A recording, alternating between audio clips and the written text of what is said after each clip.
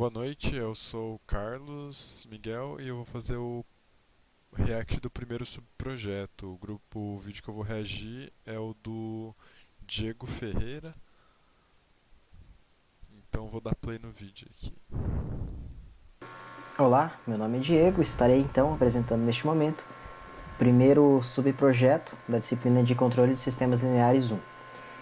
Nesta primeira apresentação estarei abordando o tema de modelagem e linearização. Para tal, eu estarei então aplicando isso na modelagem de um sistema tanto a modelagem quanto a linearização de um sistema de um piloto automático de um carro, onde o objetivo é controlar a velocidade. O primeiro comentário é que eu achei o processo dele um tema bem legal. Acho que dá pra ver bem o sistema de controle nesse processo. Bom, o que será abordado nessa apresentação? Então, abordarei a modelagem, a linearização, é, aplicando esses conceitos no piloto automático, né, na modelagem do piloto automático. Então, a princípio estarei dando um conceito de malha aberta e malha fechada, característica estática e resposta transitória, a característica estática também é conhecida como resposta em regime permanente, que é aquilo que acontece quando os transitórios decaem para zero, né? E a resposta transitória é esse instante, esse período antes do meu sistema chegar a esse valor permanente, né? Esse valor em regime permanente. O que eu estou analisando na característica estática? O erro, né? E eu estou analisando o que? A saída pela entrada. Então, o quanto a entrada afeta a saída, né? O impacto da entrada na saída. Na resposta transitória, eu estou analisando a saída com relação ao tempo. O quanto o meu sistema demora. O quanto tempo leva para o meu sistema responder àquela entrada. Né? A modelagem, então, estarei fazendo a modelagem desse. Essa explicação dele eu acho que ficou clara, tipo, deu pra entender o conceito que ele estava explicando. Achei bem conciso. Piloto automático e a linearização, que a modelagem vai me dar uma curva, uma equação, um modelo que não é linear, eu terei então que linearizar. Então, o conceito de malha aberta e malha fechada. Aqui eu tenho um diagrama, onde eu tenho apresentado um diagrama simples de um bloco, bloco, né, de um sistema de controle. Tenho aqui então a minha entrada, o distúrbios, né? Um distúrbio não, perdão, uma perturbação que vai estar influenciando aqui na minha saída. Qual que é o problema da malha aberta com relação à malha fechada? Qual que é a malha fechada? A malha fechada ela tem relação com a entrada, ou seja, o meu sistema ele está pronto para responder a perturbações externas ali.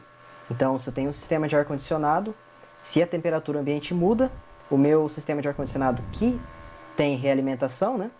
Nesse caso aqui da figura é uma realimentação negativa, ele consegue então ajustar o sistema de forma que a temperatura no ambiente tenda ao valor que eu quero que tenda, né? Então, se eu seto 17, se a temperatura ambiente muda, eu quero que o meu ar-condicionado lá,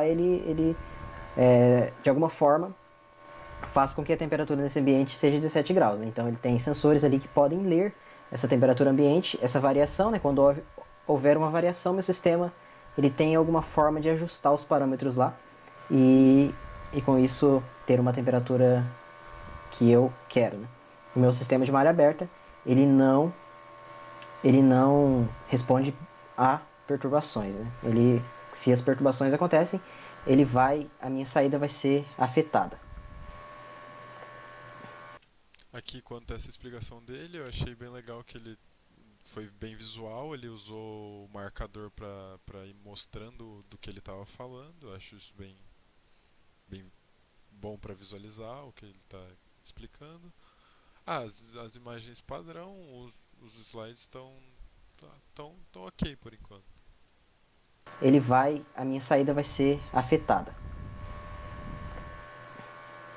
Bom, falando então um pouco de característica estática e resposta transitória, isso eu vou abordar melhor na hora que eu for apresentar os meus gráficos da resposta da característica estática e da resposta transitória lá no MATLAB.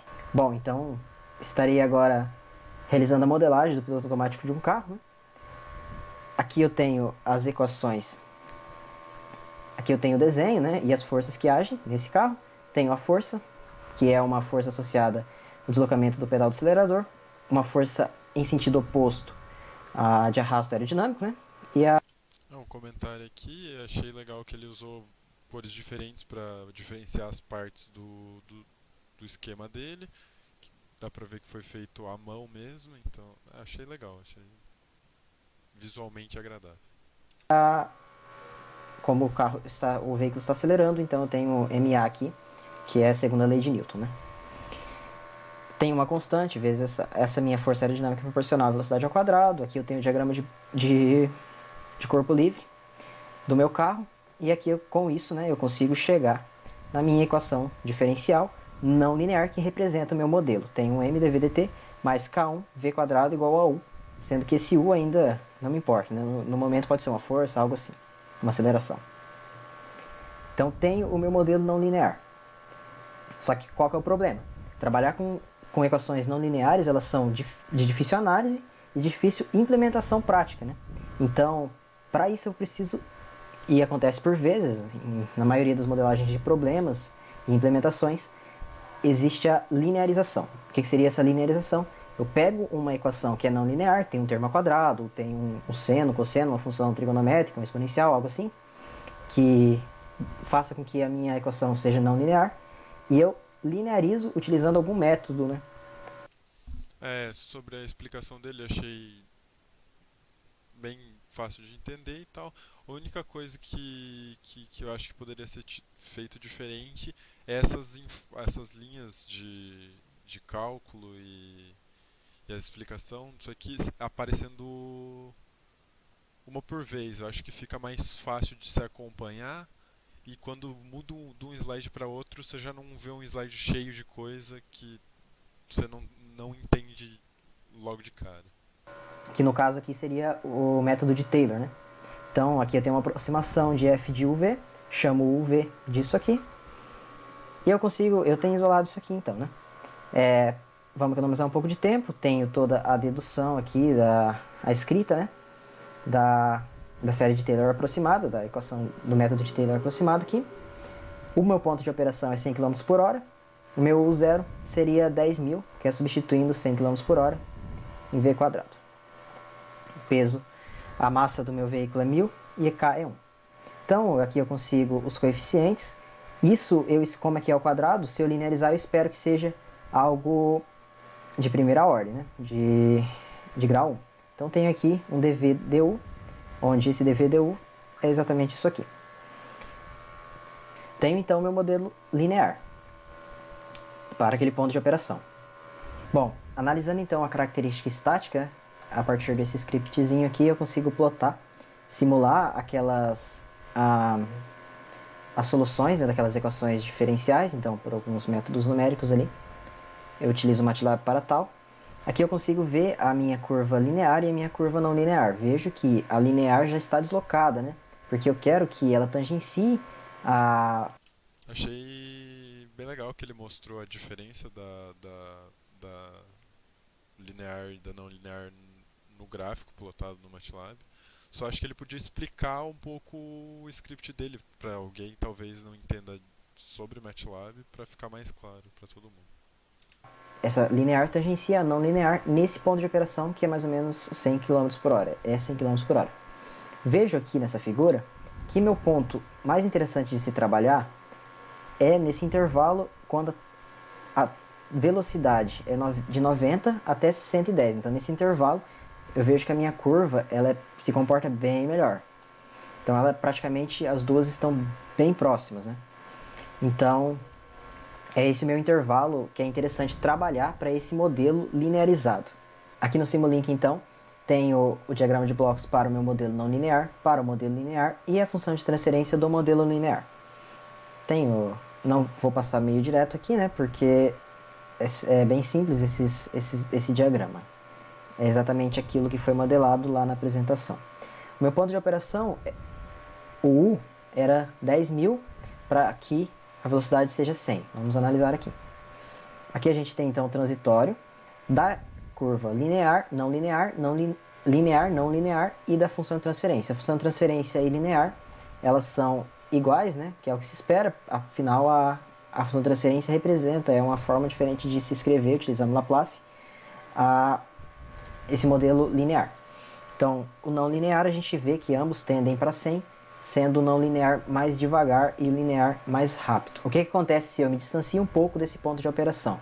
Como foi visto na característica estática, se eu me avanço, me distancio do ponto de operação, essas curvas já não vão, a curva linear não vai representar tão bem. Vamos testar para 90 km por hora. Então, para 90 km por hora, a gente vê que as curvas elas não estão tão distantes, mas a linear ela vai tender a um valor maior do que 90, ou seja, já tem um erro ali associado devido a essa aproximação.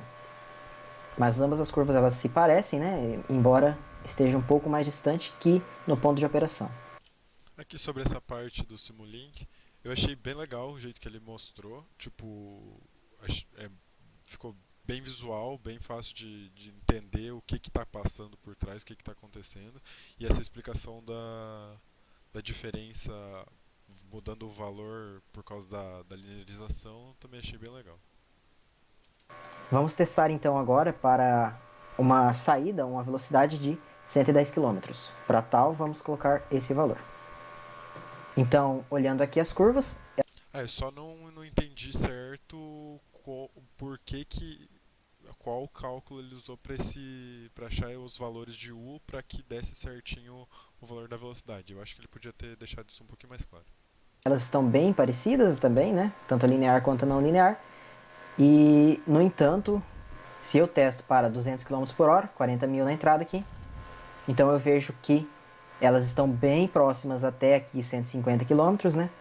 Mas depois ela começa a se distanciar e a gente vê que o erro aumenta bastante aqui, ó, em torno de 50 km por hora, por exemplo, entre a linear e a não linear, né? Então a gente vê que esse modelo já não está tão bom ali para velocidades muito acima, ali está o dobro do ponto de operação, né? Após analisar então as características estáticas e dinâmicas do sistema, né, a resposta em regime permanente e no transitório, eu finalizo aqui minha apresentação. Obrigado pela atenção. Então, essa foi a apresentação do Diego. Eu achei, no geral, fazendo um comentário no final, assim, eu achei uma ótima apresentação. Eu entendi tranquilamente o que ele estava tentando dizer. Os conteúdos ficaram bem explicados e o processo dele dentro dos conteúdos também. Então é isso. Valeu.